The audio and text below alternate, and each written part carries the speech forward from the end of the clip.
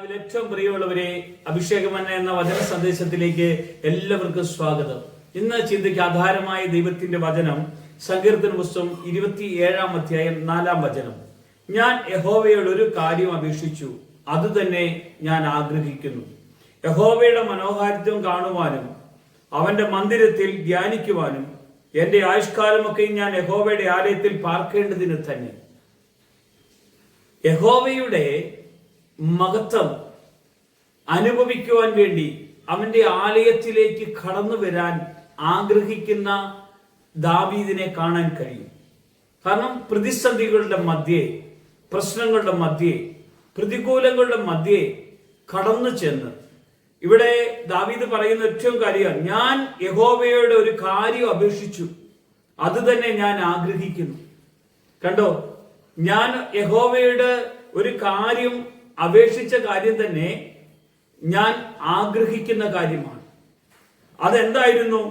ഞാൻ യഹോവയുടെ മന്ദിരത്തിൽ അവന്റെ മനോഹാരിത്വം അനുഭവിക്കേണ്ടതിനാണ്, അവന്റെ തേജസ് ഒന്ന് കാണേണ്ടതിനാണ്, അവന്റെ സന്നിധിയിൽ ഹൃദയവും മനസ്സൊന്ന് തുറന്ന് പ്രാർത്ഥിക്കേണ്ടതിനാണ്. നമുക്ക് ഹൃദയം തുറന്ന ഹൃദയത്തോടെ പ്രാർത്ഥിക്കാൻ നമുക്ക് കഴിയുമോ? നമുക്ക് ടെൻഷനോ ഭാരങ്ങളോ എല്ലാം ഒന്ന് ഇറക്കി കൊടുത്തുകൊണ്ട്, ജീവിതത്തിൽ വരുന്ന പ്രതിസന്ധികളും പ്രശ്നങ്ങളെല്ലാം ഒന്ന് താഴ്ത്തി ഏൽപ്പിച്ചുകൊണ്ട് സന്തോഷത്തോടെ, കർത്താവേ, നിന്റെ കൃപയിൽ എന്നെ നിറയ്ക്കണമേ, നിന്റെ ആത്മസ്വാതന്ത്ര്യം എനിക്ക് അനുഭവിക്കാൻ അങ്ങ് ഇടയാക്കണമേ. കാരണം നിഷ്കളങ്കനായ ഇയ്യോബ് കഠിനമായ വേദനയുടെയും പ്രശ്നങ്ങളുടെയും പ്രയാസങ്ങളുടെയും നടുവിൽ എല്ലാവരും എതിർത്തപ്പോഴും കുറ്റപ്പെടുത്തിയപ്പോഴും സ്വന്തം ഭാര്യ തന്നെ കർത്താവിനെ ഉപേക്ഷിച്ചു പോകാൻ പറഞ്ഞപ്പോഴും അവന്റെ ആ തേജസ് അനുഭവിക്കേണ്ടതിന്, അവന്റെ കൃപയുടെ ആഴങ്ങളെ മനസ്സിലാക്കേണ്ടതിന്, നഷ്ടങ്ങൾ ജീവിതത്തിൽ വന്നപ്പോഴും പരിഭവമോ പരാതിയോ ഒന്നുമില്ലാതെ കർത്താവിനെ സന്തോഷത്തോടെ അവന്റെ ആ മഹത്വത്തെ അനുഭവിക്കാൻ, അവന്റെ മനോഹാരിത്വം ആ സന്തോഷത്തോടുകൂടെ ഏറ്റെടുക്കാൻ ഇയ്യോബിനൊക്കെ കഴിയാൻ ഇട വന്നെങ്കിൽ, ഇന്ന് നമ്മുടെ ജീവിതത്തിൽ ഒന്ന് നോക്കിക്കേ. എന്നെ ബലപ്പെടുത്തുന്ന എന്റെ കർത്താവ്, എന്റെ വേദനിക്കുന്ന സാഹചര്യങ്ങളിൽ എന്റെ അടുക്കിലേക്ക് കടന്നു വന്ന് എന്നെ ആശ്വസിപ്പിക്കുന്ന കർത്താവിനെ കാണാൻ കഴിയും. മറ്റുള്ളവരാൽ കുറ്റപ്പെടുത്തുന്ന സാഹചര്യം ചിലപ്പോൾ നമ്മുടെ ജീവിതത്തിൽ വരാറില്ലേ? അപ്പോൾ നമ്മൾ എന്താ ചെയ്യേണ്ടത്? നമ്മുടെ കർത്താവിനെ ഒന്ന് നോക്കണം.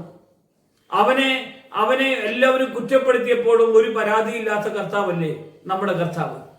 നമുക്ക് മറ്റൊന്നും ചിന്തിക്കേണ്ട പ്രിയമുള്ളവരെ. നമ്മുടെ ജീവിതം മാറ്റാൻ, അവന്റെ സാന്നിധ്യം അനുഭവിക്കുവാൻ, അവന്റെ കൃപയുടെ കൂടെ കടന്നു പോകത്തക്ക വിധമാണ് നമ്മളെ ഓരോരുത്തരെയും ദൈവം ഒരുക്കിയത്. ഞാൻ അവന്റെ ആ സാന്നിധ്യം ഒന്ന് അറിയണം, അവന്റെ മഹത്വത്തെ ഒന്ന് അറിയണം. മനോഹരമായ ഒരു ആത്മീയ അഭിഷേകത്തിലേക്ക് എന്നെ ദൈവം കൊണ്ടുപോയത്. ഒരിക്കലും എന്നെ തള്ളിക്കളയാനല്ല, ഒരിക്കലും എന്നെ ഉപേക്ഷിക്കാനല്ല. ആരെല്ലാം ഉപേക്ഷിച്ചാലും ഉപേക്ഷിക്കുകയെന്ന് പറഞ്ഞ കർത്താവിന്റെ ആ സ്നേഹത്തിലേക്കാ. ദാവീദ് അങ്ങനെയാ, ഞാൻ യഹോവയോട് ഒരു കാര്യം ചോദിച്ചു, അത് തന്നെ എന്റെ ഹൃദയത്തിൽ ആഗ്രഹമായിരുന്നു. ഇതുപോലെ ആയിരിക്കണം ചോദിക്കുന്ന കാര്യം ആഗ്രഹം പോലെ നമ്മുടെ ജീവിതത്തിൽ നടത്താൻ കഴിയുന്ന യേശുവിന്റെ മഹത്വം നമ്മുടെ എല്ലാവരുടെ മേലും കടന്നു വരട്ടെ. യേശുവിന്റെ നാമത്തിൽ തന്നെ ആമേൻ.